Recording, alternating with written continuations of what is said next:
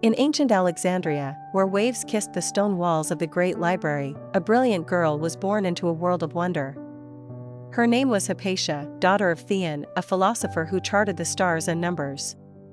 Unlike most girls of her time, she was not hidden away from books, she was raised inside them. By the light of oil lamps, she studied arithmetic, geometry, and the silent rhythm of the cosmos. Her father debated logic and reason, and she listened, learned, and soon joined the conversation. While the world taught girls to obey, Theon taught her to question everything. She wore the robe of a scholar, not a bride, and walked with confidence into halls where few women had ever stood. In a city of scrolls and scholars, a new light had begun to shine, and its name was Hypatia.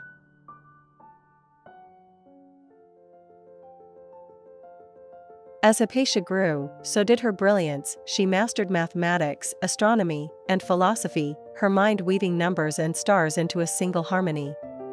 She became a teacher at the great school of Alexandria, lecturing in public forums where men gathered in silence to hear a woman speak. Her voice carried with clarity and calm, explaining the motion of planets, the logic of thought, and the beauty of reason. She improved the astrolabe, taught geometry with chalk and fire, and welcomed all who sought knowledge, pagans, Jews, and Christians alike. Hypatia was not just a scholar, she was a beacon, a woman whose wisdom shattered the silence of centuries. In a city divided by belief, she united minds through truth.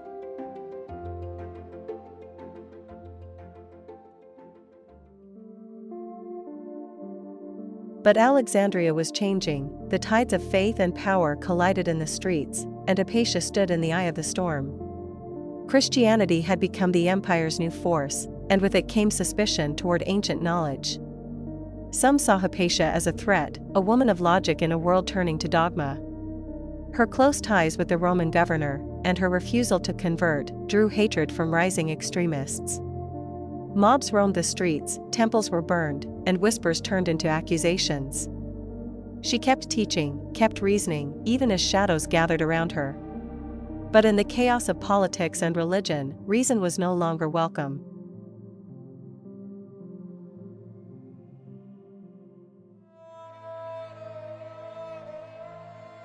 One morning in 415 AD, Hypatia was dragged from her chariot by a mob fueled by rage and fear.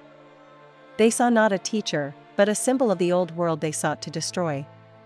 In a church-turned arena, they stripped her of dignity and life, tearing her apart with broken tiles, burning her remains in the streets. The woman who had once explained the heavens was silenced by hands that feared her light. Her murder was not just the death of a person, it was the fall of Alexandria's last true voice of reason. The library had lost its daughter, and the world slipped deeper into the dark.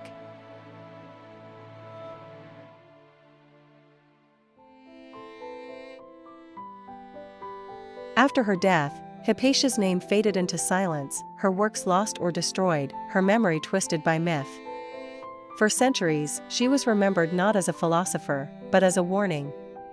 The age of enlightenment dimmed, and the voices of women in science disappeared with her. But fragments of her life survived, in scattered letters, in ancient texts, and in the whisper of scholars who dared to remember. She became a ghost in the history of thought, waiting to be rediscovered.